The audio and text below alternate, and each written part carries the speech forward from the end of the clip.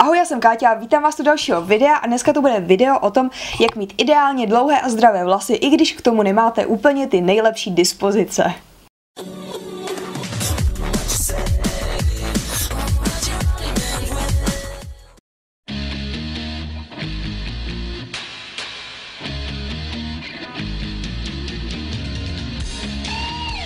Doufám, že už o sobě můžu říkat, že mám dlouhý vlasy. Já už jsem teda s délkou docela spokojená, ale nechám to růst dál. Ale nebylo tomu tak vždycky, protože mě vždycky říkala kadeřnice, že mám moc jemný vlasy a že já dlouhý vlasy mít nemůžu a nikdy nebudu. No a vidíte to, opak je pravdou. A tohle video bude o tom, co mě na ty vlasy fakt pomohlo. Jako první radu mám pro vás takovou fakt triviální a možná trochu úsměvnou věc a ta se týká stříhání vlasů. Strašně moc lidí vám bude tvrdit, že si ty vlasy musíte ostříhat, abyste je měli dlouhý. Ostříhat, ale teď to nemá žádnou logiku. Když se ostříhám teďka na mikádo, tak je nebudu mít dlouhý, bude mít prostě krátký. Druhá věc, která má velmi velký vliv na zdraví vlasů a na délku vlasů tím pádem, je barvení vlasů. Chápu, že přirozená barva vlasů není pro mnohé z nás prostě ideální barva, a to ani pro mě. A tak pokud chcete barvit vlasy nebo mít jinou barvu vlasů, tak si je obarvěte, ale jenom jednou, protože každý barvení je zásah do těch vlasů a ty vlasy si to budou navždy pamatovat. Slyšela jsem názory od lidí, že ta barva už odrostla, že se milír smyl, ale barva odrůstá s vlasem a pokud vlas vyroste centimetr za měsíc, tak po 3 měsících rozhodně není barva odrostlá. Maximálně může být vymytá, ale ty vlasy mají za sebou ten chemický zásah a pokud si člověk takhle barví vlasy třeba každý 2-3 měsíce, tak to jsou 4 barvy do roka, za 5 let to je prostě 20 barvení a to se na té kvalitě toho vlasu musí strašně moc projevit. Co se týká barvení vlasů kadeřnice, tak asi jste na tom líp. Co se týká barvení vlasů doma, tak bacha na tu sílu peroxidu, protože tam dávají tak silný peroxid, aby to chytlo komukoliv. To znamená, že třeba v té A10 je 12% peroxid, ale mně, abych měla takhle blondětý vlasy, stačí poloviční, což je 6%. Takže určitě neváhejte trošku vyzkoušet na nějakém pramínku, jestli by nestačilo toho peroxidu mít, protože čím méně peroxidu, tím by to méně mělo ničit vlasy. Pokud chcete dlouhý vlasy, tak úplně zapomeňte na experimentování, že nevíte, jestli chcete být bruneta, blondýna, černovláska nebo zrska.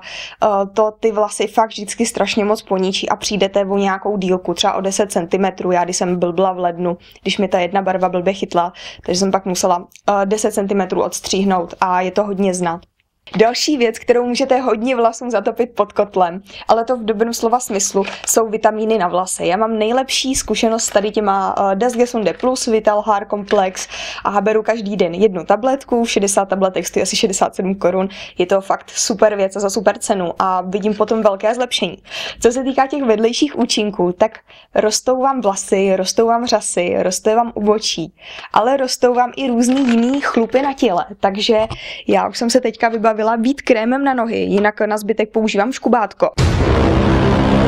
Ale jestli jste viděli ten super trend, jak se takhle barví to podpaží třeba na modro nebo na červeno, tak tomu se velmi blížím. Určitě není žádnou novinkou, že existují i šampony na vlasy, které podporují růst vlasů a je to třeba Alpecin, který mě moc nevyhovuje, protože mě dělá ty vlasy takový hodně hrubý. Mám ale dobrou zkušenost s Nioxinem. Tady ten šampon i řeší problémy, co se týká úbytku vlasů, jinak samozřejmě to působí i na jakoby růst vlasů u zdravých vlasů. Já jsem se toho trošku zamotala, víte, jak to myslím. Není to špatná věc, nezatěžuje to, udělá vám to docela hezký objem, vlasy nejsou potom hrubý, jsou takový normální, je to dobrá věc, to mě úplně potěšilo. Tady to ještě taková kůra, která se dává ke kořínkům, ale tam je trošku mastí vlasy, takže tu moc nerada používám. A pak jsem se trošku plátla přes kapsu a zainvestovala jsem do Redkenu, je to řada Extreme, která je na velmi zničené a poškozené vlasy. Já nemám velmi zničené a poškozené vlasy, ale tou blond jim trošku zatápím pod kotlem, tak se jim pak snažím o to víc jakoby tu péči vrátit. Takže že tady to je na extrém zničený vlasy, tak já jim vlastně jakoby dodávám tu extra péči. Nikdy v životě jsem neměla nic lepšího na vlasy. Je to skvělý. Tohle je sprej, který se používá mezi šamponem a kondicionérem, nastříkáte si ho na vlasy, 3 až 5 minut necháte působit a on vám dodá proteiny do vlasů. Smrdí to trošku jako jar, nevím proč, ale ty vlasy úplně jsou pak takový krásně pevný, prostě zpevněný, prostě fakt mají radost, je to super věc. Takže to je Extreme Cat. Pak mám tady masku. Ta se má nechávat působit 5 až 15 minut, dávám od uší dolů. Po té jsou zase ty vlasy hrozně takový jemňoučký, Klidně by ta maska mohla ty vlasy víc posilovat, ale ona je hodně zjemňuje, takže tu používám jak kdy, ale je dobrá. Takže to je Extreme Strength Builder Plus. A třetí věc, která je úplně geniální, po který vám ty vlasy prostě přestanou časem se třepit a ulamovat a všechno, je tady ten Redken Anti-Snap. Je super, že toho je skoro 1/4 litr, takže to vydrží opravdu dlouho a je to takový mlíko, který si dáváte takhle na ty konečky nebo do těch dílek a ty vlasy vám zase zhrubnou a je to všechno díky tomu, že ono to dodává těm vlasům proteiny. Tady ty super věcičky rozhodně prodloužejí tu trvanlivost toho vlasu nebo tu životnost toho vlasu na hlavě. Když se takhle podíváte na tu dílku, tak tady ty konce už mám na hlavě 5 let a jestliže si myju 2krát týdně hlavu, tak je to 100 mytí ročně a tím pádem tady ty konce přežily 500krát umytí. 500krát sušení a spoustu dnů na mý hlavě, takže už mají nárok na to prostě být nějak opotřebovaný a tady to vám usnadní, aby ty vlasy co nejdéle vydržely, abyste je vlastně nemuseli pohřbít, ustříhnout. Tím vlasům děláte největší radost a největší službu tím, když nebudete jakoby do nich moc tepelně zasahovat a taky mnohem díl určitě vydržej, protože to žehlení, sama vidím, když si jednou vyžehlím vlasy, jaký škody to na těch vlasech má, jsou pak prostě klidně 14 dnů suší.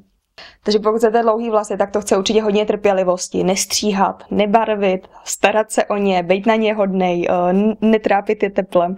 Je to vlastně jako docela složitý, ale určitě je mezi váma spousta z vás, který ty vlasy mají úplně bezproblémový, že vám vyrostou, když já nevím, co s nima budete dělat. Tady to je spíš jakoby video pro ty z nás, který mají opravdu jemný vlasy a kterým bylo řečeno, že nikdy dlouhý vlasy nemají. No a přesto to jde.